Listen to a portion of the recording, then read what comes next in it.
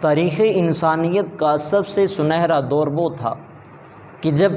نبی اکرم رؤوف الرحیم صلی اللہ علیہ وسلم صحابہ کرام رضوان اللہ علیہ اجمعین کی نگاہوں کے سامنے تھے۔ اس وقت رسول پاک صلی اللہ علیہ وسلم کی جلوہ گری سے روحانی فیوز و برکات ہر زمانے سے بڑھ کر تھے۔ تربیت نبوی کی برکت سے اخلاقی اقدار بھی بلند درجے پر تھا۔ قرآن و سنت پر عمل کا انداز ہر زمانے سے نرالا تھا، اور خالق کائنات سے ملنے والا اجر بھی بڑا بے مثال تھا، اور وہ اجر بھی بڑا نرالا تھا، اور وہ اجر بھی سب سے زیادہ تھا۔ وصال نبوی کے بعد صحابہ کرام رضوان اللہ علیہ اجمعین اور تابعین علیہم الرضوان کے دور میں نبی اکرم رؤوف الرحیم صلی اللہ علیہ وسلم کے دور کی جھلکیاں نظر آتی تھی، اور وہ جھلکیاں نبی کریم صلی اللہ علیہ وسلم کے دور کی جھلکیاں نبی کریم رؤوف الرحیم صلی اللہ علیہ وسلم کے دور کی جھلکیاں صحابہ کرام اور تابعین علیہم الرضوان کے دور میں باقی رہی۔ پھر رفتہ رفتہ لوگ دین سے دور ہوتے گئے، مختلف فتنے پیدا ہونے لگے، مفاد پرستوں نے دین کا حلیہ بگاڑ دیا۔ وقت گزرنے کے ساتھ ساتھ یہ معاملہ چلتا رہا، اور یہاں تک پہنچ گیا کہ دین سارے کا سارا تبدیل کر کے رکھ دیا۔ کس وجہ سے؟ صرف اور صرف اپنے مفاد کی وجہ سے۔ اپنے مفاد کی وجہ سے لوگوں نے دین کے حلیے کو بگاڑ کر رکھ دیا، اور یہ بگاڑ روز بروز بڑھتا جا رہا ہے، اور آنے والے ادوار میں یہ بگاڑ اور زیادہ بڑھنے کا خدشہ ہے۔ سیدنا ابو ہریرہ رضی اللہ تعالی عنہ آپ فرماتے ہیں کہ نبی کریم رؤوف الرحیم صلی اللہ علیہ وسلم نے ارشاد فرمایا، یکون فی آخر زمان دجالون و کذابون۔ حضرت ابو ہریرہ فرماتے ہیں کہ حضور پاک صلی اللہ علیہ وسلم نے ارشاد فرمایا کہ قیامت کے قریب بڑے دھوکے باز لوگ آئیں گے، بڑے کذاب لوگ، بڑے جھوٹے لوگ آئیں گے۔ یأتونکم من الاحادیث بما لم تسمعوا انتم ولا آباؤکم، اور وہ تمہارے سامنے ایسی باتوں کو بیان کریں گے جو باتیں تم نے اور نہ ہی تمہارے باپ داداؤں نے وہ سنی ہوگی۔ یعنی کہ وہ لوگ غلط عقیدوں کو بیان کریں گے، باطل احکام کو بیان کریں گے، خود سے احادیث گڑ گڑ کر بیان کریں گے، اور جھوٹی باتیں پھیلانے والے ہوں گے۔ پھر رسول پاک صلی اللہ علیہ وسلم نے ارشاد فرمایا، فَإِيَّاكُمْ وَإِيَّاهُمْ، ان سے بچتے رہنا اور تم لوگ ان سے بچتے رہنا۔ پھر رسول پاک صلی اللہ علیہ وسلم نے کیا ارشاد فرمایا؟ آپ فرماتے ہیں، لا یضلونکم ولا یفتنونکم، کہیں ایسا نہ ہو کہ وہ لوگ تمہیں گمراہ کر دیں اور تمہارے اندر نئے فتنے پیدا کر دیں، اور کہیں ایسا نہ ہو کہ تم ان لوگوں کے فتنوں میں مبتلا ہو جاؤ۔ اس حدیث پاک میں رسول پاک صلی اللہ علیہ وسلم نے جس صورتحال کا تذکرہ فرمایا ہے، وہ صورتحال آج ہمیں اپنے معاشرے میں نظر آتی ہے کہ کہیں کوئی انجینئر دین کی منمانی تشریحات بیان کر رہا ہے، کہیں کوئی پروفیسر اپنی نئی تحقیقات بیان کر رہا ہے، کہیں ڈاکٹر جو ہے وہ اپنے مشاہدات خود سے گڑھ کے بیان کر رہا ہے، حالانکہ ان مشاہدات کا، ان تحقیقات کا اور نئی تحقیقات کا ہمارے دین کے ساتھ کسی بھی قسم کا تعلق نظر نہیں آتا۔ ایسے دور میں اپنے دین کو اور ایمان کو بچانے کا بہترین طریقہ یہ ہے کہ اپنے بزرگان دین کے احکامات پر عمل کیا جائے، ان کے نقش قدم پر چلا جائے، جو تشریحات انہوں نے بیان کی ہے جو تحقیقات انہوں نے بیان کیا ہے، جو مشاہدات انہوں نے بیان کیا ہے، اس مسلک کو اختیار کر کے ہم نجات کو پا سکتے ہیں۔ کیونکہ بزرگان دین اور اولیاء اللہ یہ ایسے عظیم لوگ ہیں کہ جن کے بارے میں شیطان نے کیا کہا تھا، قرآن نے اس بات کو نقل کیا۔ خالق کائنات نے ارشاد فرمایا فَبِعِزَّتِكَ لَأُغْوِيَنَّهُمْ أَجْمَعِينَ إِلَّا عِبَادَكَ مِنْهُمُ الْمُخْلَصِينَ۔ خالق کائنات فرماتا ہے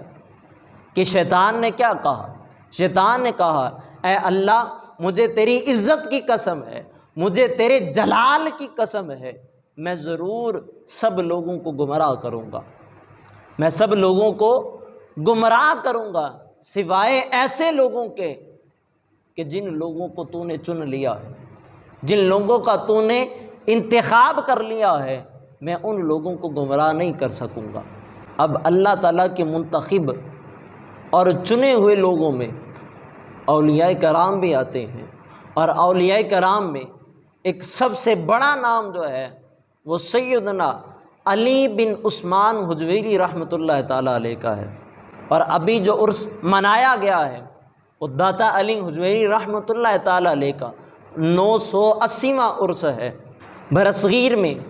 داتا علی حجویری رحمۃ اللہ تعالیٰ علیہ نے اسلام کی شمع کو روشن کیا اور لوگوں کو رشد و ہدایت دی،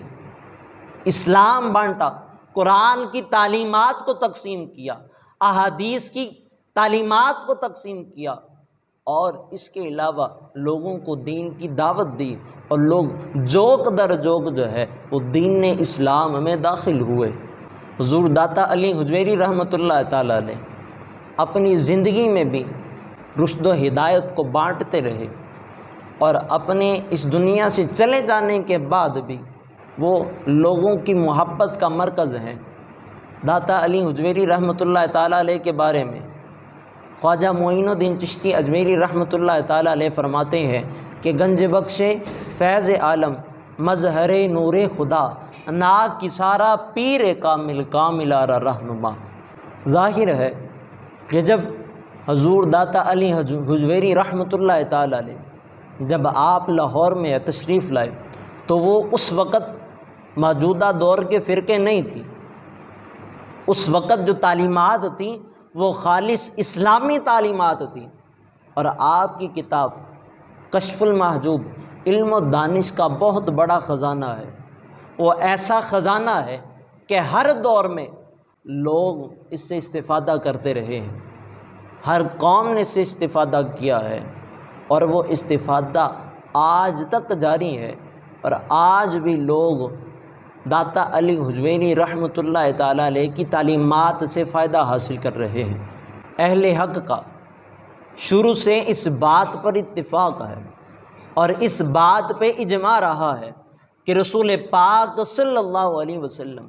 تمام مخلوق میں سب سے افضل ترین ہے۔ افضل ہونے کا مطلب یہ ہے کہ اللہ تعالیٰ کی بارگاہ میں سب سے زیادہ مقام، سب سے زیادہ عزت اور سب سے بلند مقام جو ہے وہ رسول پاک صلی اللہ علیہ وسلم کا ہے، اور سب سے زیادہ راضی اللہ تعالیٰ رسول پاک صلی اللہ علیہ وسلم کی ذات سے ہے۔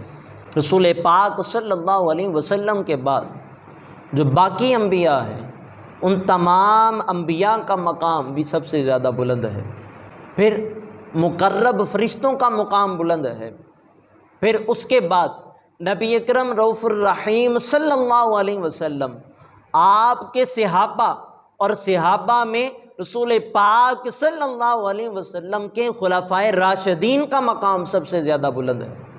پھر اس کے بعد باقی صحابہ کا مقام ہے، اہل بیت اطہار کا مقام ہے، اور ان تمام مقامات پر، ان تمام باتوں پر ہر دور میں امت کا اجماع رہا ہے، اور اہل حق کا اس بات پر بھی اجماع ہے اور اس بات پر بھی اتفاق ہے کہ تمام صحابہ کرام اور اہل بیت عظام رضی اللہ تعالی عنہم کا ذکر ہمیشہ اچھے الفاظ میں کرنا چاہیے، اور کسی پر بھی اعتراض کرنا یہ سخت گناہ ہے، اور انہی تعلیمات کو داتا علی حجویری رحمۃ اللہ تعالیٰ علیہ نے اپنی کتاب کشف المحجوب میں اس بات کو ذکر کیا۔ فیض عالم داتا علی حجویری رحمۃ اللہ تعالیٰ علیہ نے انہی عقائد کو کشف المحجوب میں ذکر کیا۔